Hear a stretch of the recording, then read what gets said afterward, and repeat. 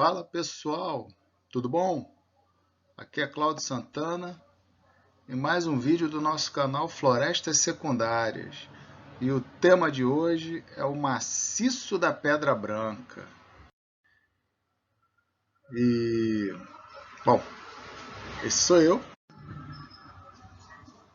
E partindo para o que interessa. O maciço da Pedra Branca é um dos 3 grandes maciços rochosos que demarcam a cidade do Rio de Janeiro. Segue o ponteiro. Maciço da Tijuca, mais aqui à direita. O Mendanha, mais aqui a norte, confrontando com a Baixada Fluminense. E aqui, mais a sul da cidade, o grande maciço da Pedra Branca, que em seu interior contém o Parque Estadual da Pedra Branca. Já vamos falar sobre isso. Então, o maciço da Pedra Branca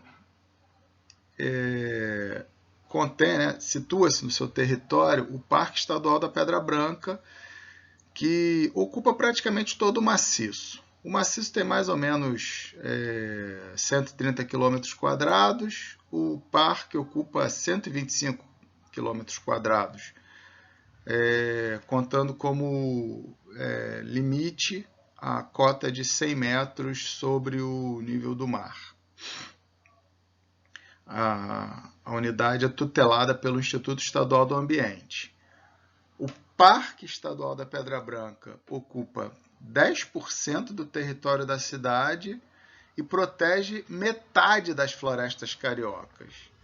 Ele é de uma importância vital para esta metrópole, inclusive porque é na região onde esse parque está localizado.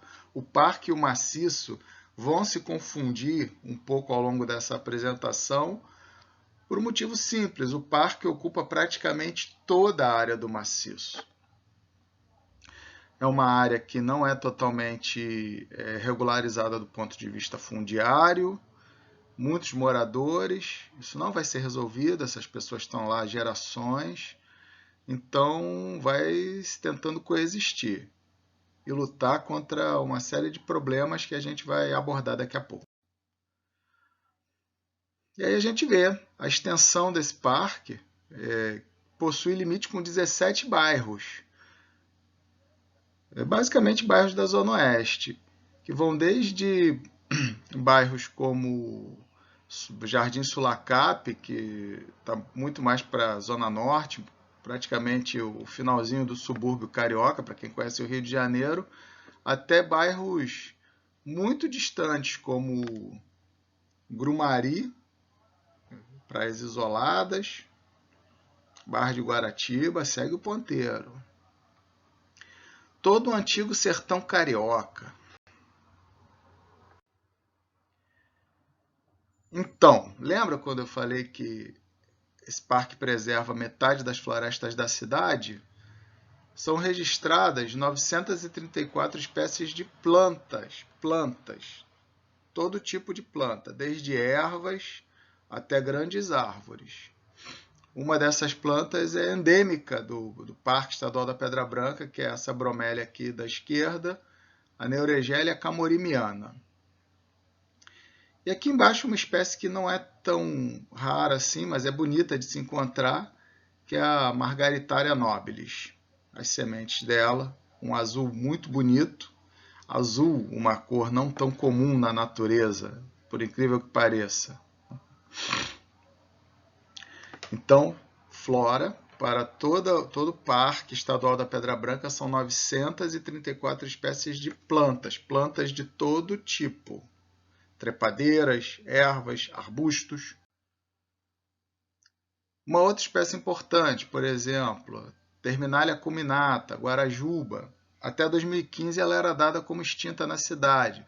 Foi redescoberta ali de início por trás da área de Grumari, a encosta ali a montante da região de Grumari, e depois foram sendo encontradas novas populações, não só na cidade do Rio, mas também em Niterói.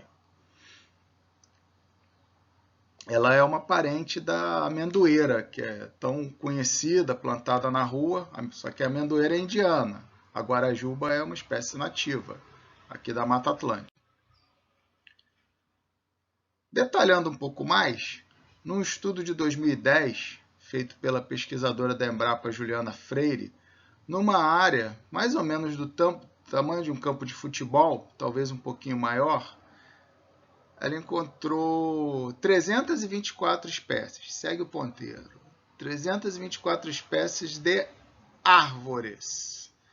Aquelas 900 e tantas lá do começo são todos os tipos de plantas existentes, conhecidos na Pedra Branca. Aqui, a pesquisadora Juliana Freire trabalhou exclusivamente com árvores e numa área de um campo de futebol, ela encontrou 324 espécies de árvores. As árvores se dividem em grupos que a gente chama de famílias. As plantas se dividem em grupos que a gente chama de famílias. Tem um vídeo no canal que explica isso. E aqui a gente tem a lista das famílias mais ricas em espécies. Mirtácea, que é a família da pitanga. Laurácea, que é a família das canelas. Fabácea, a família dos legumes. Rubiácea, a família do café. E Euforbiácea, a família da borracha. Aqui a gente tem a imagem de uma rubiácea, Psicotria, provavelmente Psicotria suterella, uma espécie de um grupo de plantas que possui propriedades alucinógenas, inclusive. Não é bom você ver um fruto bonito desse na mata e ficar tentado a consumir. Você pode ter alucinações, sérios problemas, principalmente se você estiver sozinho na mata. Nunca faça isso. Outra espécie, também da mesma família rubiácea, a Farameia, uma flor muito bonita, espécie com grande potencial, forte potencial paisagístico e não aproveitada. Lindíssima, mais uma da família do café. Segundo o plano de manejo do parque, existem 338 espécies de aves, 51 de mamíferos, 27 de répteis, 20 de anfíbios e 43 de peixes. E várias dessas espécies aqui, como vocês veem, são ameaçadas. São 8 mamíferos ameaçados, 5 espécies de peixes ameaçados, inclusive peixe de nuvens. E esse aqui é um dos mamíferos ameaçados, que é o morceguinho das frutas, mas não é esse mais comum que a gente vê pela rua. Não sei se vocês já viram, em época de frutificação de algumas plantas, por exemplo, a amendoeira, ficam uns morcegos imensos sobrevoando essas árvores. Esse morceguinho é um parente dele, só que vive na mata, não faz mal nenhum a ninguém, é muito simpático, inclusive, e está ameaçado de extinção pela perda do seu habitat. Magalhães Correia, que já foi personagem de um vídeo desse canal, escreveu o mítico livro Sertão Carioca. E bem, a Pedra Branca é um elemento fundamental desse sertão carioca. E a gente vê aqui uma paisagem já muito modificada, muito alterada, habitação, mas a gente consegue ver aqui a fisiografia que vai um pouco que determinar o que vai acontecer, que lugar você vai ocupar, qual atividade vai ser realizada, e que conta um pouco da história dessa região. Montanhas, vales, ocupação urbana, florestas, áreas degradadas.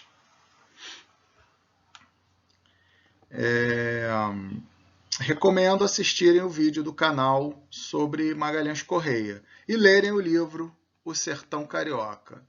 Vale muito a pena. E uma atividade do passado que se estendeu até meados do século XX, que foi muito importante para determinar o que hoje é a vegetação da Pedra Branca, principalmente em determinados trechos, foi a produção de carvão. Durante muitos anos, a cidade do Rio de Janeiro viveu à base de carvão, antes da total implantação da energia elétrica. A gente tem que lembrar que o Brasil foi um dos primeiros países a ter eletricidade, fornecimento de eletricidade, mas ele sempre foi muito limitado na primeira metade do século XX. Então, até que a eletricidade estivesse plenamente acessível a todos, pelo menos nas zonas urbanas, a cidade do Rio de Janeiro dependeu fortemente do carvão da Pedra Branca. Isso teve um impacto muito grande na composição e na extensão da vegetação na região. Aí é uma imagem feita a bico de pena pelo Magalhães Correia. Magalhães Correia era o cara que batia o escanteio, corria para cabecear, batia falta, batia pênalti, chutava com os 2 pés, subia 1,30 m, cabeceava de olho aberto. Ele era escritor, ele era pintor, ele era escultor, restaurador, e ele escreve o livro Sertão Carioca e ele ilustra o livro Sertão Carioca. Essa é uma ilustração a bico de pena, mostrando a fabricação de carvão no Sertão Carioca, na região do Camorim, na Pedra Branca, vertente sul da Pedra Branca. E sim, a Pedra Branca ainda é o Sertão Carioca, como a gente observa numa foto, um pouco antiga, foto que eu tirei uma década atrás, em que a gente ainda vai encontrar na região criações, áreas dedicadas a cultivo, a pastagens. A gente ainda encontra produção agrícola no interior do maciço, o que significa que ela vai estar no interior do parque, inclusive. E a cidade ainda consome essa produção agrícola, ainda tem certa importância. A gente vai encontrar produção de flores e plantas ornamentais, vai encontrar produção de caqui, e a gente ainda tem, sim, um bocado de sertão na Pedra Branca. E aquele carvão produzido até meados do século XX, até antes da... Meados é um pouco de exagero, mas até antes da Segunda Guerra Mundial, abastecia toda a cidade, ele teve impacto na estrutura atual da floresta, como eu falei. E um exemplo desse impacto é a predominância de uma espécie, a espécie Guareia guidonea, família Meliácea, mesma família, por exemplo, do cedro e do mogno, em áreas que foram exploradas para a produção de carvão. Geralmente eram abertas clareiras grandes que depois são ocupadas por uma espécie oportunista, como o Guareia guidonea. Apesar de ser uma espécie nativa, ela pode, inclusive, alterar e dificultar o processo sucessional nesses locais. Para isso, eu recomendo a leitura de uma publicação de Rogério Oliveira, segue o ponteiro, As Marcas do Homem na Floresta. Vou colocar nos comentários do vídeo. E essa foto não foi tirada na Pedra Branca, foi tirada no Parque da Chacrinha, em Copacabana, mas é só para ilustrar um fruto de Guareia guidonea e como ele é atrativo à fauna e como essa espécie pode se dispersar de maneira eficiente.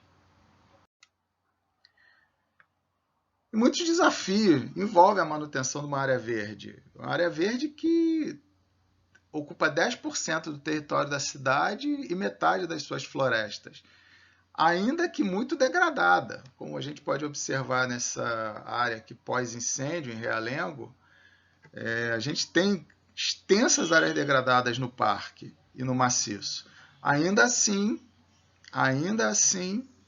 nós temos essa quantidade fabulosa, tão importante, de vegetação. Ele vai ocupar principalmente a vertente sul, que é menos sujeita a incêndios e é de ocupação mais difícil, por geralmente serem vertentes mais inclinadas. Isso é inclusive assunto para um outro vídeo.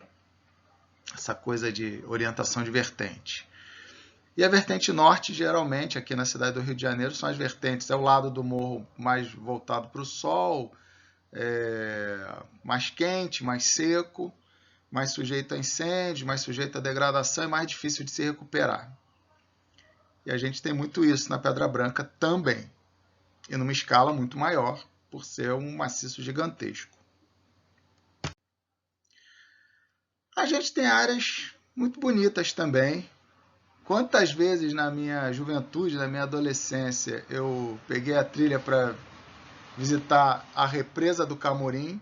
Essa foto aqui é tirada do Facebook do INEA, do Instituto Estadual de Florestas, e é uma represa que abasteceu parte de Jacarepaguá, foi importante para o abastecimento de água nos tempos primitivos da ocupação aí do sertão carioca. Não é uma área fácil de se chegar, mas é uma opção pouco conhecida de muitos cariocas. A represa do Camorim. É um lugar lindo, gente. Recomendo a visita com os devidos cuidados e a devida comunicação ao órgão gestor, o INEA. Aqui a gente tem os caminhos para as duas principais fontes que eu usei nesse vídeo. São o plano de manejo que está no site do INEA e a tese da pesquisadora Juliana Freire. E na publicação aí do vídeo a gente vai ter acesso a algumas outras fontes bibliográficas, como Sertão Carioca e as Marcas do Homem na Floresta, que eu recomendo a leitura e a aquisição. São 2 livros que você consegue obter na internet de forma livre, mas é legal a gente ter um livro para manusear, né? Depois eu vou fazer a recomendação das publicações. E agradeço a vocês pela atenção, pela paciência, e a gente se despede aqui até o próximo vídeo do nosso canal Florestas Secundárias.